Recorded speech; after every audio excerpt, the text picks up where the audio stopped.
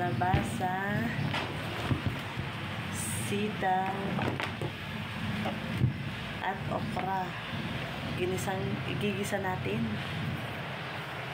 At dahil diyan, masasayang na naman ito ni Ate Lia, naninilaw na naman.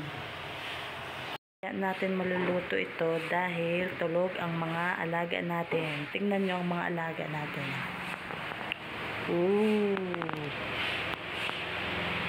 Masasarap ang tulog. Nananaginip na yung mga yan. Mga alaga. Kaya igigisa natin to habang tulog pa sila. So tara, let's go.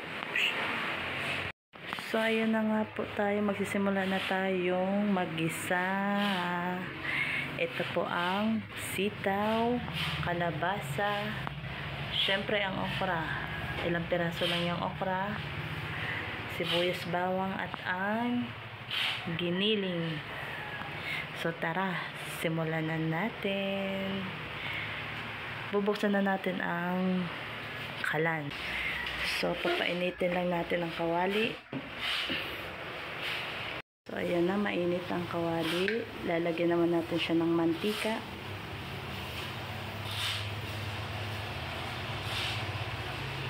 Lalahatin na natin, wala na rin naman laman.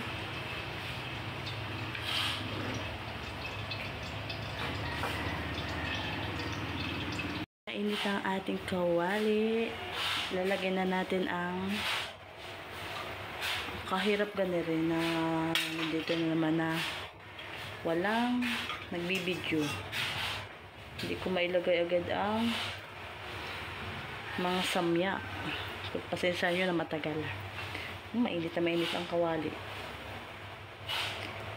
Sibuyas muna ang nakuha ko. Ito muna, sibuyas muna ilagay natin.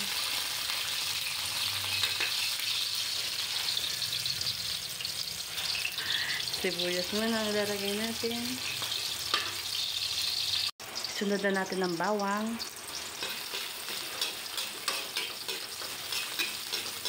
Halo-haluin natin. Halo-halo.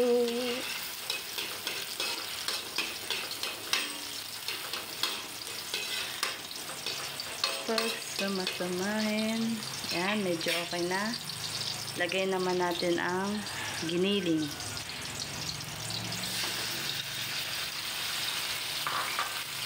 Samahan natin ang giniling.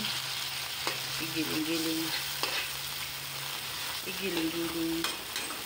Pagpasensya nyo na, may naligaw na manok. Kahapon kasi yan yung nagluluto ako ng adobo. Naiwan sa sa plug. Sa hugas sa lababo. Di sinama ko na. Sayang naman. Pakpak din yun. Yan, wait lang natin. Ayan na, dahil medyo golden brown na yung ating giniling, ilalagay na natin ang kalabasa. Kalabasa. Pampalinaw ulit ng mata. Mekos-mekos. Halu-haluin natin. Isasabay na rin natin ang sitaw. Kulubot na, kulubot. Lagay na natin. Lagay na rin natin ang okra. Kahirap ni Re at may naghahalo at nagbibidyo. Pasensya nyo na't magalaw. Magalaw ang pagbibidyo.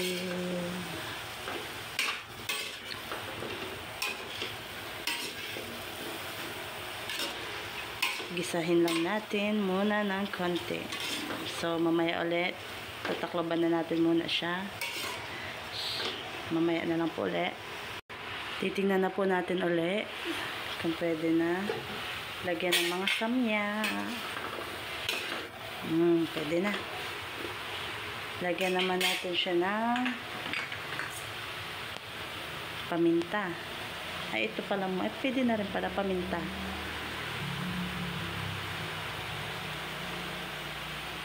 Konti lang at pambata rin po. Para sa bata rin kakain. Kahirap ni Rigo. Bibidyo at nag-ano. Lagyan natin siya ng chicken cubes. Yan. And then asin. Ayaw lumabas. Mamaya ka ng asin. Oh, magic sarap. Ito na lang.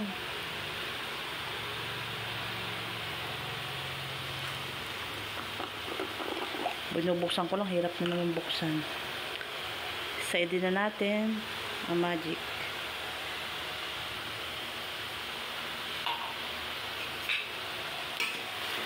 Halo-haloin.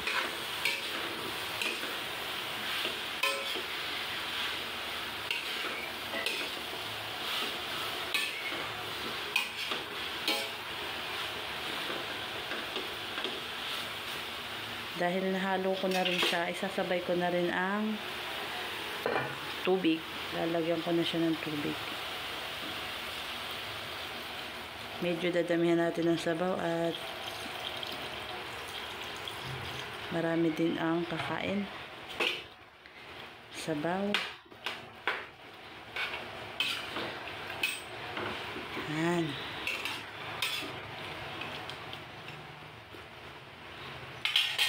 Dagdagan na natin. Yan. So, wait lang natin na kumulo. Ayan, i-check na po natin ulit siya. Oh. Malambot na.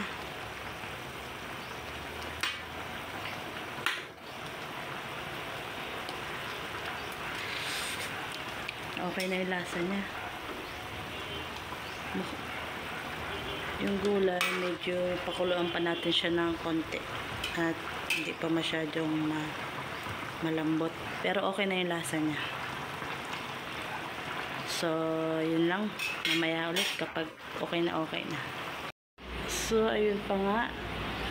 Tulog pa rin ang mga alaga natin. Tulog na tulog pa. Patapos na tayong magluto. Titingnan na natin to. Okay na siguro to. Ooh. Okay na to. Sarap. Amoy pa lang. Sarap na. Tapos na ang ginisang kalabasa. Sarap. Okay na yung lasa. So, yun lang. Bye-bye. So, ayun na nga. Kakain tayo ng balot. Dalawa nga lang. Tig-isa kami. Salamat sa sponsor. Sponsor Atilia. Ay, salamat. Sa sunod mukbang na hindi na tig-isa. So tara, kain tayo. Kulang ang tig-isa. Pero pwede na.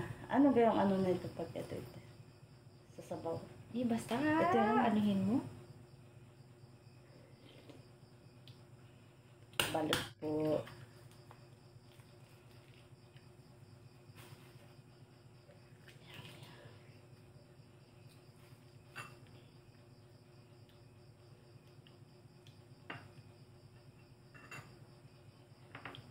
Ang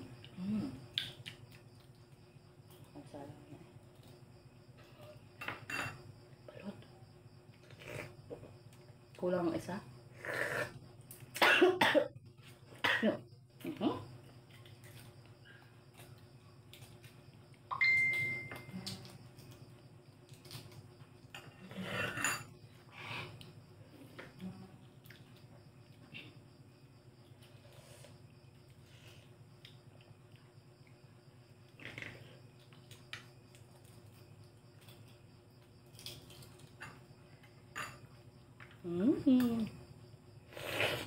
Ulit ata ng sisiw. Hindi na sisiyo.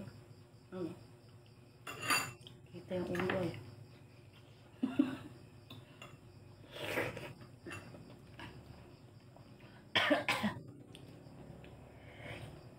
Tap.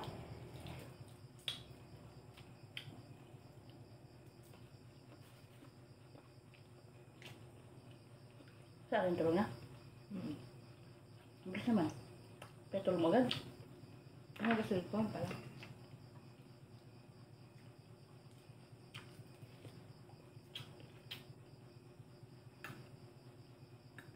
Shout out kay Mawe. Mawe, sa'yo sana itong balot. Mouse. Mouse ka.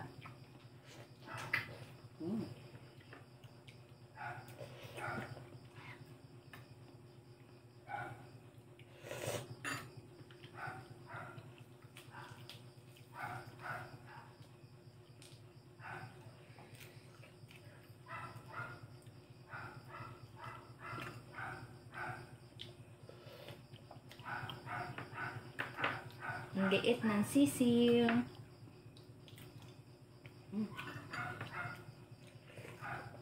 Suka.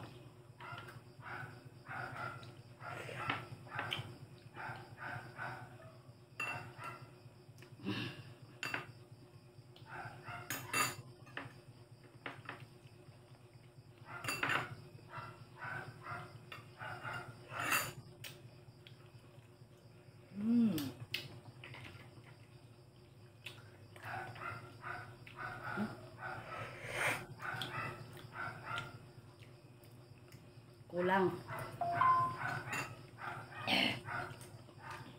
So, nag-sponsor, kulang.